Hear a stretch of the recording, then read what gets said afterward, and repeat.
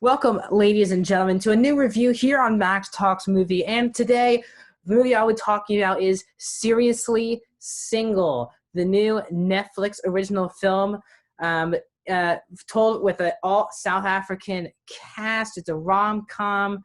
The movie is about our lead character, played by Fulu Mogovani, who plays Dineo. And basically, Dineo's character just wants to be in relationships just so she doesn't feel alone.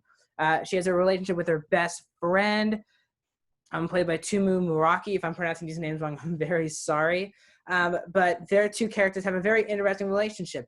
Nani, who's the friend, she's also figuring out her relationship status. And should she be in a relationship, or should she not try to make her friend jealous?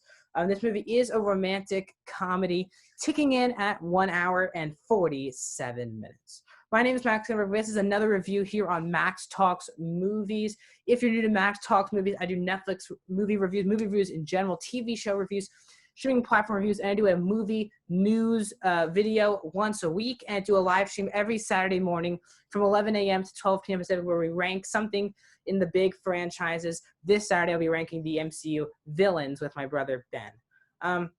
So Seriously Single, for me, I had seen nothing about this movie heading in. I was completely blind. I didn't even see a poster for this movie, so I had no idea what to expect heading into this film. I could definitely tell off the title that this would be somewhat of a rom-com best friend type of thing, and it's exactly what it is. But the fact that it was, South Africa, and this cast and the people making this for an American audience truly worked for me. I like seeing that diverse group of people making this type of movie.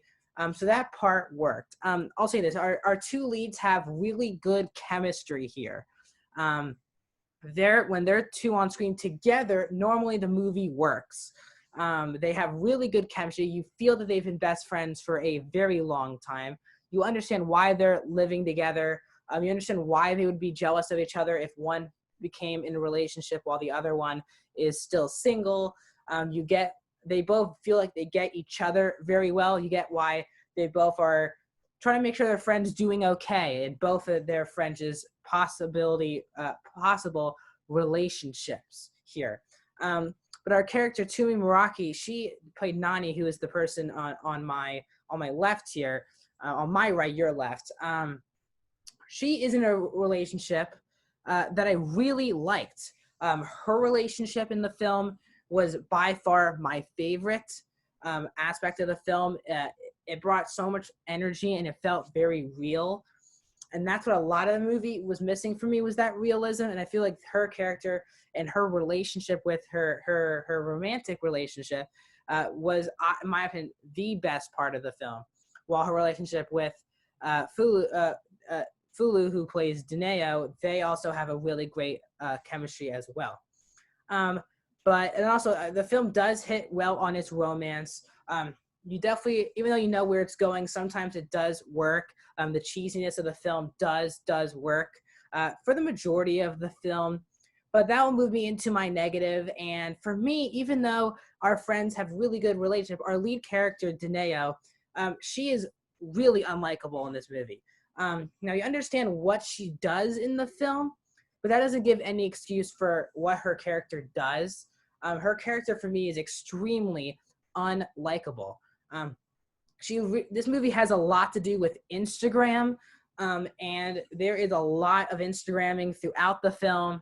There's 3 or 4 times where our lead character wants to go on a live stream.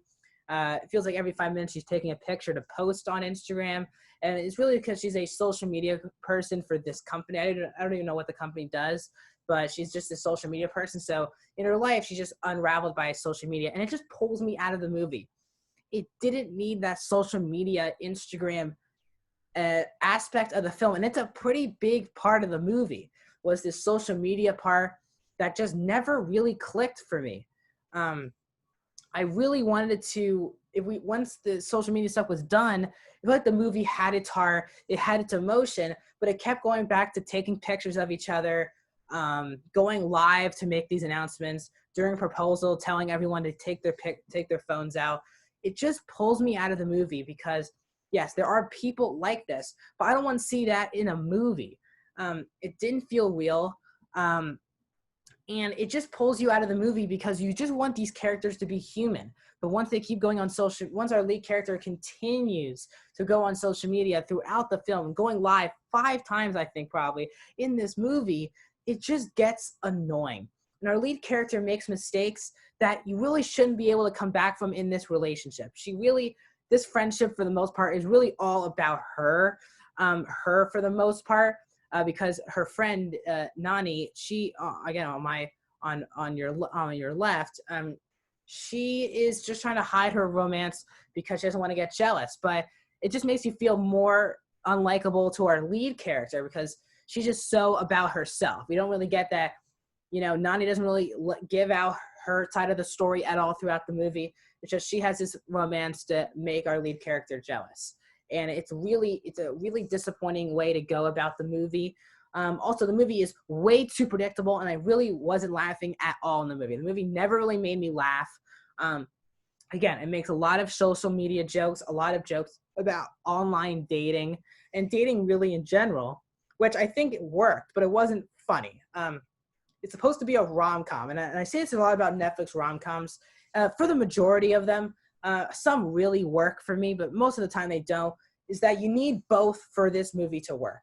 And I think, once again, the romance was solid. Was it great? No, but it was extremely solid, where I was definitely rooting for these characters to find the right person. Or if they can't find the right person, be alone and be satisfied with that result.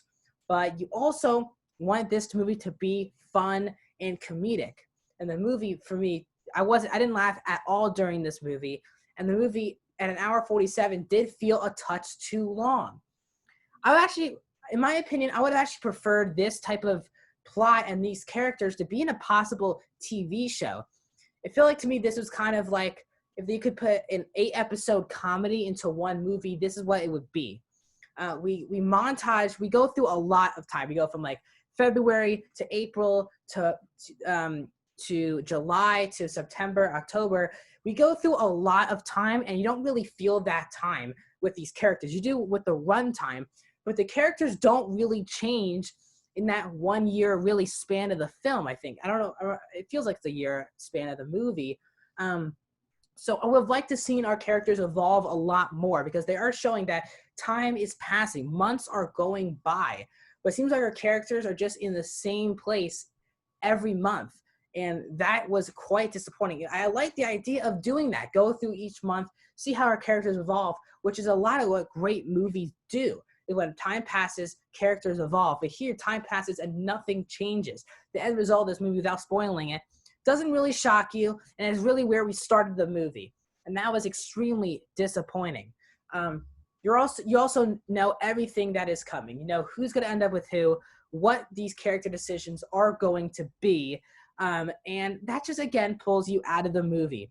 You know that at the end, some big decision on a lead character is going to happen, and you know exactly what decision she is going to make. So in those type of movies, I find it a bit disappointing. So guys, overall, Seriously Single, the brand new Netflix original film, I give a 2 out of 5 stars. I am going to give this film a 35%. I find the film to be definitely charming. Our friendship here and one of the romances really works for me, and they bring a lot of energy to the film. But because of social media cliches in the movie, a predictable plot, and in a very unlikable lead for the majority of the movie, makes this film a below average Netflix movie. So overall, guys, on the year, I've seen now 29 Netflix movies. Seriously Single comes in at number 20. And then overall on the year in 2020, I have now seen 43 movies, and Seriously Single comes in at number 31. So guys, if you have you seen Seriously Single? It came out today on Netflix. If you've seen Seriously Single, tell me in the comment section down below. Do you like this movie? Did you not like this movie? Do you agree with my opinion? Where does it rank for you on your Netflix movies in the year 2020? And if you haven't seen Seriously Single, are you interested in seeing this film? Do you like this diverse cast? Tell me all those thoughts in the comment section down below. If you like the video, the best way to support Max Talks Movies is to hit that like button. The more you guys hit the like button and comment, I'll write to you all the comments. My social media is down below in the description below. Please DM me. Please direct message me. I'll reply back for some nice one-on-one conversations via text. And this Saturday, as I told you, me and my brother Ben will be ranking our top 10 MCU villains from 11 a.m. to 12 p.m. Pacific time tomorrow from 11 a.m. to noon Pacific time. So please join us then. If you're new to Max Movies, hit that subscribe button. Guys, share this video. If you think people like these type of reviews, please share them with all the people you know. That was my review of the new Netflix film, Seriously Single. I'll see you guys tomorrow morning.